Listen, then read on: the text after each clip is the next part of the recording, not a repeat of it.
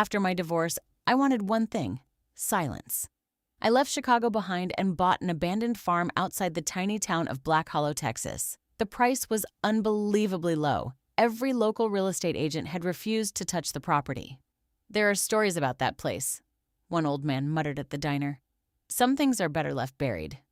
I laughed it off. The farmhouse was weathered but beautiful, surrounded by endless fields and ancient oak trees. It felt like the perfect place to rebuild my life. On my third night, a violent thunderstorm swept across the valley. Just after midnight, I woke to a sound that froze my blood. A child was crying. Not outside, not upstairs. It was coming from beneath the floor. I searched every room, convinced it had to be the wind echoing through old pipes. Then the crying came again. Soft, desperate. "Please!" I dropped my flashlight. Someone or something was beneath the house. The next morning, I inspected every inch of the farmhouse. Inside an old storage closet, hidden beneath rotten wooden boards, I discovered a rusted iron ring attached to a trapdoor. It took everything I had to pull it open. A narrow staircase disappeared into darkness. The air below smelled damp and strangely fresh, as if someone had been there recently. As I descended, my flashlight revealed stone walls covered with children's drawings, names, dates, tiny handprints. At the end of the tunnel stood a heavy steel door. Then I heard crying again. This time it was unmistakably real, behind the door. My hands shook as I turned the handle. The room was empty, except for a faded teddy bear and a tiny pink shoe covered in dust. Suddenly, footsteps echoed above me. Someone else was inside the farmhouse. I rushed upstairs, but the intruder was gone. Only one thing had changed. The old teddy bear was now sitting on my kitchen table. Someone had moved it. Terrified, I went to the county archives. An elderly clerk turned pale when I mentioned the farm.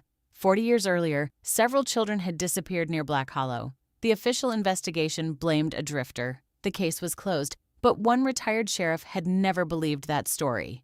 He met me that evening. "The children were never taken away," he whispered. "They were hidden beneath that farm."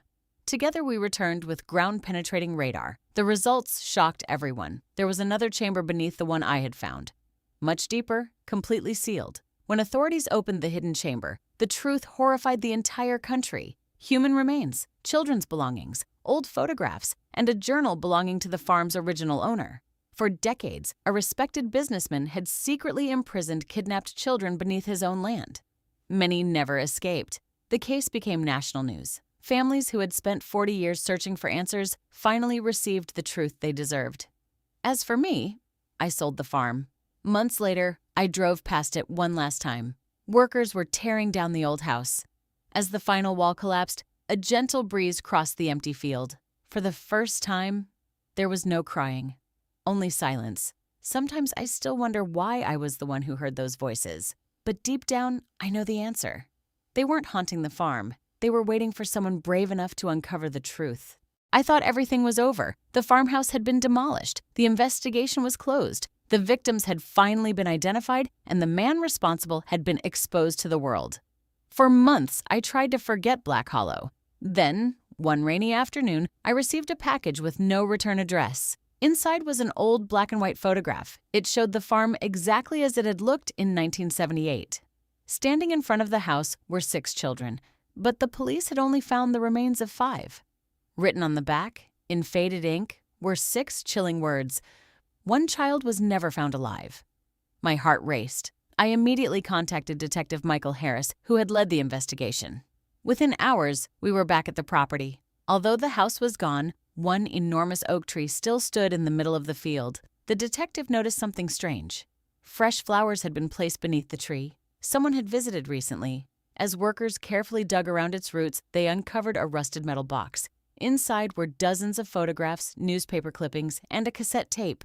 The tape crackled as it began to play. A frightened little boy whispered, "If anyone finds this..." "My name is Daniel. I'm still alive." He said no one will ever look beneath the old oak tree. Everyone in the room fell silent.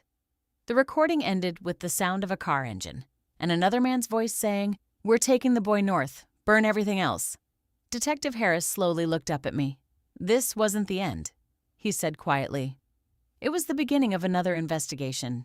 For the first time in nearly 50 years, there was hope that the last missing child might still have a story waiting to be uncovered.